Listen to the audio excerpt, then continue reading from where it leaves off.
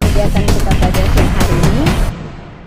Nah, ada 2 bagian besar kegiatan yang akan kita lalui. Pertama tentunya pemaparan materi dari narasumber kita, kemudian bagian yang kedua diskusi dan tanya jawab. Tanpa berlama-lama lagi, saya serahkan waktunya kepada Pak Hasani ya.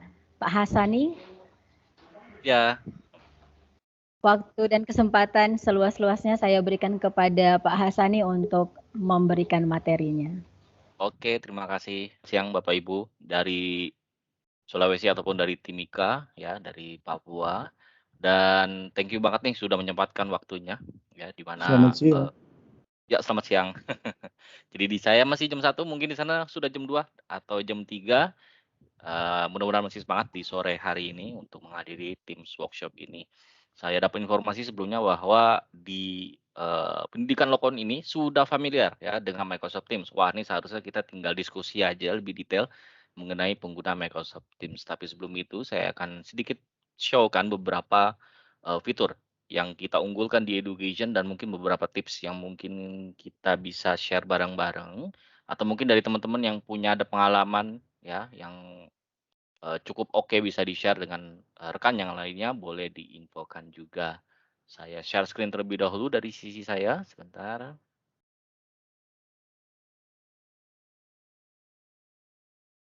Ya, sudah tampil ya Bapak Ibu untuk tampilannya di layar Bapak Ibu, screen saya. Sudah, Pak. Oke, terima kasih untuk konfirmasinya. Ya, jadi tampilan seperti ini Bapak Ibu sudah pasti sangat familiar pada saat login ke office.com atau portal.office.com, login, kemudian menggunakan kredensial masing-masing tentunya, kemudian akses ke Microsoft Teams yang ada di kiri sini, atau dari sini juga boleh, nggak ada masalah. Tinggal diklik Teams, kemudian dia akan buka tab baru seperti ini. Oke, saya rasa kalau menu chat kayaknya udah sangat familiar ya, nggak beda jauh dengan WhatsApp, tapi beberapa keunggulannya ya tentu ada kayak semacam, bisa insert table ya, kemudian ada workflow untuk approval ya, dan lain sebagainya. Kemudian ada price juga, kemudian ada yang lainnya. Ada video call ataupun audio call ya, kemudian bikin grup biasa, saya rasa teman-teman juga udah biasa membuat ya, sudah familiar. Kita langsung fokus aja di Microsoft Teams-nya atau Teams-nya di sini. Jadi teman-teman sih kalau kita biasanya rekomendasikan membuat Teams itu per guru membuat satu per kelas ya. Jadi saya sebagai guru kemudian saya membuat satu tim per kelas gitu ya. Kemudian kalau misalnya kelasnya ada 10 berarti saya membuat 10 tim. Misal seperti itu. Misal saya mengajar matematika ya gitu ya. Kemudian saya membuat 10 kelas tim atau ya kelas tim kemudian kita buat berdasarkan nama kelasnya seperti 12 IPA 01 ya atau 11 IPA 02 dan lain sebagainya. Tapi itu balik lagi tentu ke masing-masing education atau masing-masing sekolah karena pendekatannya kadang-kadang ya sedikit berbeda ya, masing-masing sekolah kurikulumnya mungkin ada yang sedikit berbeda dan lain sebagainya. Tinggal disesuaikan aja. Tapi pada intinya ialah idealnya pembagian tim ini per kelas tim ya Bapak Ibu. Kemudian pada saat pembuatan kelas tim seperti ini sudah pasti pembuatan channel jurnal otomatis terbuat. Sebagai contoh, saya buat join atau or create a team di sini ya. Kalau misalnya kita udah punya kode, tinggal masukkan kodenya di sini. Sudah pasti Bapak Ibu juga udah familiar. Pembuatan tim juga seperti ini, ada kelas PLC staff other. Mengingatkan kembali bahwa kalau pada saat kita membuat kelas untuk murid kita gitu ya, tinggal membuat tipe Teams menggunakan kelas. Kemudian tipe professional learning community maksudnya adalah biasanya kalau misalnya kita ada rapat dengan guru ya, dengan guru yang jurusan lain ataupun kelas lain ya, sesama wali kelas ataupun lain sebagainya, kita bisa membuat PLC ya, Provisional Learning Community untuk membangun kurikulum ya, kemudian membangun soal, membuat kuis weekly ataupun lain sebagainya. Nah, itu bisa membuat Professional Learning Community atau PLC. Kemudian berikutnya staff. Nah, ini biasanya kalau misalkan back office dari si yayasan atau pendidikan ya ataupun sekolah. Teman-teman tata usaha ya, kemudian teman-teman tim IT ya, kemudian divisi finance, accounting dan lain sebagainya kalau misalkan ada divisi seperti itu. Nah, ini masuknya ke staff misal seperti itu. Kemudian others. Nah, ini biasanya kalau misalkan teman-teman dari murid diperbolehkan ya untuk membuat tim ya berdasarkan masing-masing hobi, ekstrakurikuler ya ataupun tambahan kegiatan lainnya di luar jam sekolah. Oke, ini bisa membuat other. Ya ada study group, after school activities, clubs, ataupun yang lainnya. Kira-kira seperti itu, Pak, ya. Itu sekedar mengingatkan kembali, kemudian ada kelas seperti ini, tinggal kita buat. Nah, beberapa trik dari kami ialah, tolong dibuatkan secara spesifik untuk pembuatan nama kelas dan, apa namanya, jurusannya ya, ataupun mata pelajarannya. Nah, tapi kalau misalkan kalau gurunya ada 2 ya, mengajar satu mata pelajaran yang sama, nah itu bagaimana caranya? Nah, tolong Bapak Ibu aware juga kalau misalkan Bapak Ibu sadar bahwa di sekolah, saya ada nih temen, ngajarnya sama persis dengan saya, tapi kelasnya berbeda. Nah, itu kalau bisa dibedakan ya, maksudnya ialah, apa namanya, nama panggilan kita misal tadi ya Patri, nah itu bisa ditulis misal 11, IPA 02 gitu ya. Kemudian di sini Pak Tri, atau nulis Pak Tri aja di sini juga boleh gitu ya, atau dengan Pak Tri juga nggak masalah. Jadi biar benar-benar spesifik Pak, ya jadi jangan sampai kita, sama ataupun walaupun kita nanti kelasnya berbeda ya, misal kelas A sorry kelas, 11 IPA 01, 02, 03 kita yang ngajar. Kemudian teman saya, rekan saya, ya ngajar matematika juga, tapi dia dari 11 IPA 04 sampai 11 IPA 06. Nah, itu memang berbeda, tapi untuk mencegah ya, untuk mencegah, hal-hal, ke depannya kejadian ya, ada kayak semacam apa ya, bertabrakan untuk fungsinya, nah itu kita bisa bedakan. Nah, contohnya seperti ini. Misal kita request ya ke tim IT, ya, kita sebagai guru, tim IT kalau nggak salah tadi Pak saya agak lupa sorry. Kita request ke tim IT, "Pak tolong dong ini ada tim namanya 11 IPA 02 gitu ya, matematika. Nah ini saya mau coba delete dong Pak." Nah misal seperti itu. Nanti IT juga cari tuh 11 IPA 02 matematika. Nah takutnya itu mirip ya, mirip dengan guru yang lain ya, nah itu bisa dibedakan seperti ini. Nah oh tadi yang request Patri ya, oh berarti ya 11 IPA 02 dalam kurung Patri, ya itu bisa juga, oke ya Bapak Ibu. Tapi kalau misalkan cukup mengganggu silakan ini diubah atau ditempatkan di deskripsinya ya, biar nanti tim IT kalau misalkan ada, manage ya, tim site-nya atau Microsoft Teams-nya melalui Teams Admin Center ya, itu benar-benar jelas ya bahwa deskripsinya, oh ini punya Patri ya, dan ini punya Pak Guru yang lain, ya walaupun mata pelajarannya sama, kira-kira seperti itu Pak. Ya jadi sebisa mungkin ya dibuat benar-benar unik ya, jangan sampai sama dengan, rekan kita yang mengajar mata pelajaran yang sama. Udah next seperti ini. Oke, ini contoh aja, saya kira punya saya agak lupa, usernya cukup banyak di sini. Coba Rosy Samuel Sandi.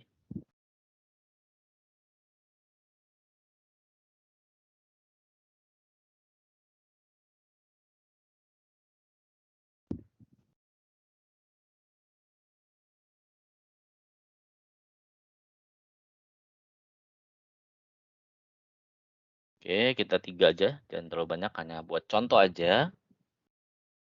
Kita close. Oke, kemudian, nah kalau sudah jadi, ada tips atau trik lainnya, kita bisa ke editing, ya. Kemudian ubah, Pak, apa namanya, kita sebut simbol lah ya, atau avatar ya, atau logo ya, apapun itu yang ada di sini, Pak, ya. Kalau bisa diubah, biar kita benar-benar identik, bukan identik, maksudnya unik ya. Misal kalau matematika melambangkan, kita cari matematika, kayaknya ada kalkulator ya, bolehlah ini ya, main grafik seperti ini, okelah, kita update seperti ini, ya. Nah, jadi setidaknya kita tahu bahwa, oh ini punya saya, ya, jangan sampai ketukar. Dan si murid pun tahu ya bahwa, oh lambang ini udah pasti nih, ya tentang matematika, ya. Kalau lambang ini kayaknya nggak mungkin nih ya tentang Menjaskes ya ataupun yang lainnya, tentang agama gitu ya. Nah itu kayaknya beda nih. Nah ini pasti simbolnya mendekati daripada mata pelajaran atau mata kuliah matematika. Kira-kira seperti itu Pak ya. Jadi 2 hal, yang bisa saya sampaikan ya saat ini tips and triknya. Kemudian berikutnya manage dan tim. Nah jadi kita manage tim di sini ya, apa yang perlu kita manage yaitu di bagian setting, Pak, ya. Jangan sampai di setting ini kita benar-benar diacak-acak secara sengaja atau tidak oleh si muridnya, Pak, ya. Bayangkan kalau misalkan muridnya bisa upload custom apps ya, bisa create, upload, remove tab dan lainnya. Bisa dicek kembali di bagian setting, kemudian member permission, pastikan ini seperti ini Pak, ya. Di mana masing-masing member tuh tidak bisa ya, menambahkan, apps tambahan ya, kemudian tidak bisa men-delete channel ya. Udah kita bikin channel capek-capek panjang, kemudian tidak sengaja di-delete atau sengaja di-delete oleh murid, nah itu bahaya Pak. Oke Pak ya, jadi jangan sampai ini ter-checklist semua, dicek kembali ya. Jadi benar-benar dia, apa namanya, tidak ada kemampuan ya untuk menambahkan channel ya, kemudian men-delete channel ya, dan lain sebagainya. Apalagi menambahkan apps, ya menambahkan tab. Nah ini lebih lebih berantakan lagi nantinya ya, Pak, ya. Kemudian ini option aja, Pak, silakan Bapak, tentukan aja sendiri, di mana user bisa men-delete message-nya sendiri atau tidak. Ya by default ini nyala, ya nanti tinggal dipastikan aja dan tinggal diputuskan aja. Jadi ada kemampuan delete atau edit. Oke ya, Pak, ya. Kemudian ini guest permission, otomatis mati ya, karena ini hanya untuk sekolah, di dalam sekolah aja.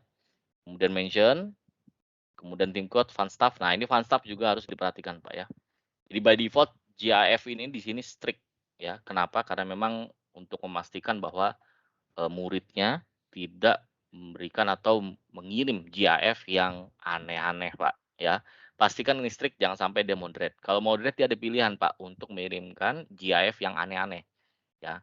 Kita lagi ngobrol nih, Pak, ya, nanti di channel, kemudian nanti ada satu 2 orang yang bercanda. Nah, kalau ada satu orang yang bercanda, entar yang lain nyambung, Pak, biasanya gitu.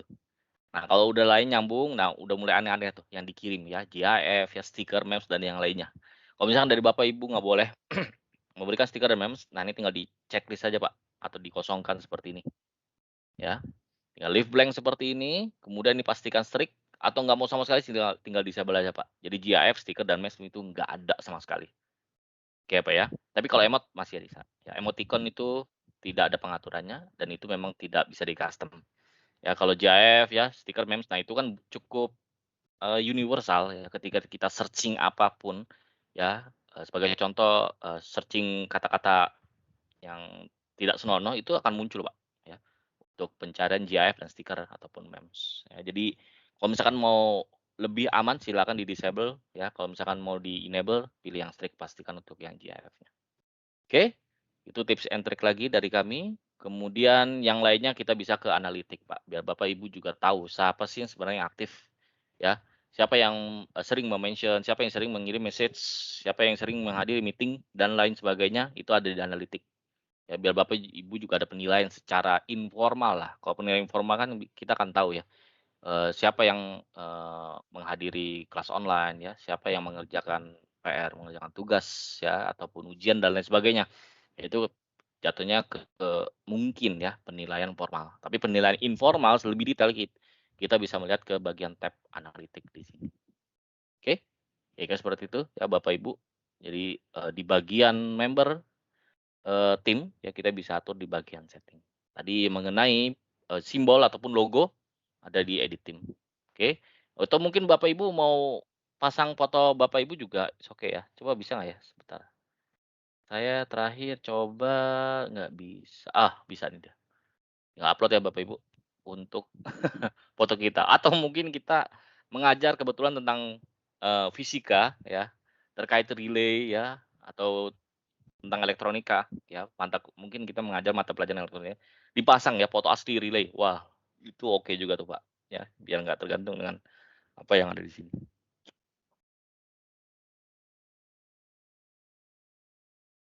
Oke, kemudian kita coba ke, yang kita udah punya ya, mungkin Bapak Ibu sudah pernah mengeksplor mengenai kelas notebook.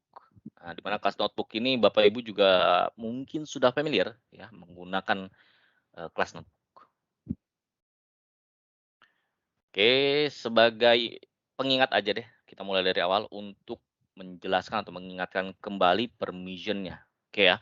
Jadi permission seperti ini, di mana collaboration space, ya, di mana teacher dan student bisa edit Pak, bareng-bareng. Mirip kayak whiteboard ya, di apa namanya, di sekolah atau di kelas ya, kita bisa edit bareng-bareng.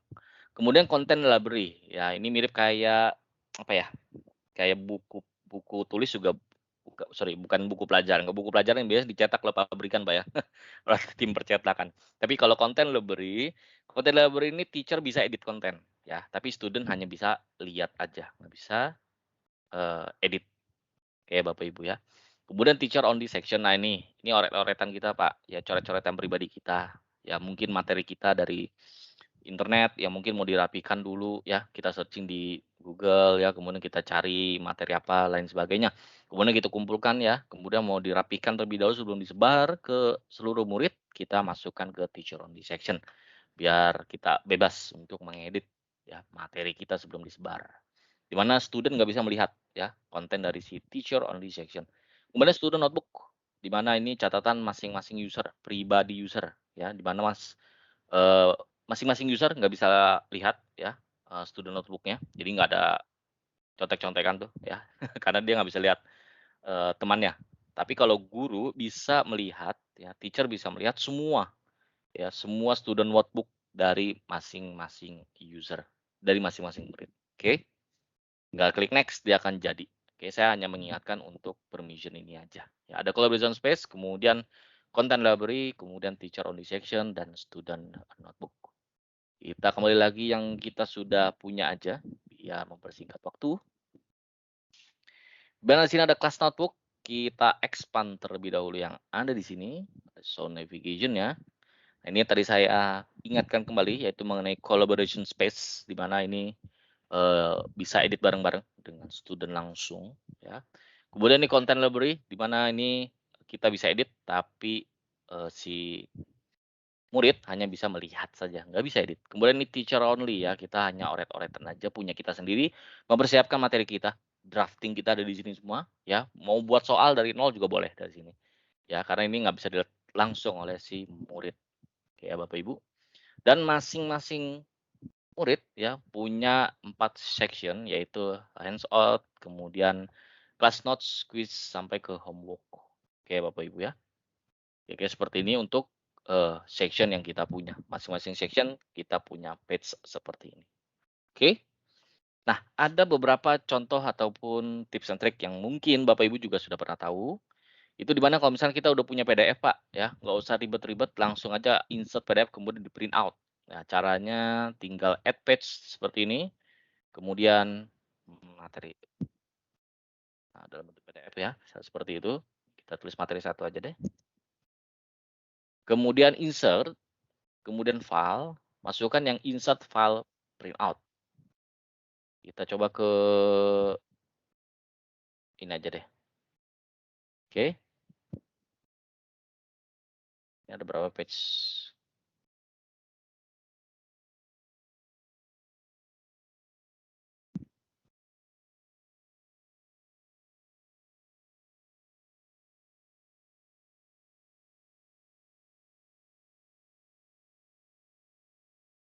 Oke, nah ini sebagai contoh saya udah punya PDF, aduh saya nggak mau ribet deh, ini PDF gimana ya caranya bisa ditampilkan ya dalam konten library saya. Dia tinggal masukkan seperti ini, di bagian, teacher only dulu lah ya, biar kita ngecek dulu isinya kira-kira pantas nggak ya, untuk disebar ke user atau bisa diperlihatkan ke murid, oke ya.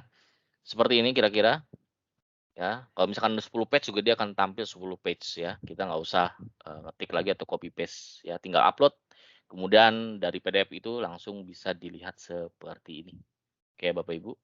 Kemudian kalau misalkan mau diisi ya, sorry, mau di-copy isinya dari kontennya, it's okay, ya tinggal buat page baru aja kemudian kita copy paste jadi seperti ini, ya. Ini benar-benar kita bisa editable, ya kalau yang tadi kan PDF nggak bisa editable ya, ya ini bisa editable. Ya mungkin mau oh hilangkan deh, ini gambar ini kayaknya nggak sesuai gitu ya, atau mungkin kata-katanya perlu direvisi dan lainnya, ya bisa diedit ya di page seperti ini, oke. Kemudian kalau misalkan udah jadi, kita anggap ini materinya udah siap lah ya, diperlihatkan ke murid. Nah, ini tinggal di-share ataupun di-copy paste ke content library. Caranya mudah ya, tinggal klik kanan seperti ini, kemudian copy, mau fotokopi, tinggal ke collaboration space, kemudian pilih yang section-nya.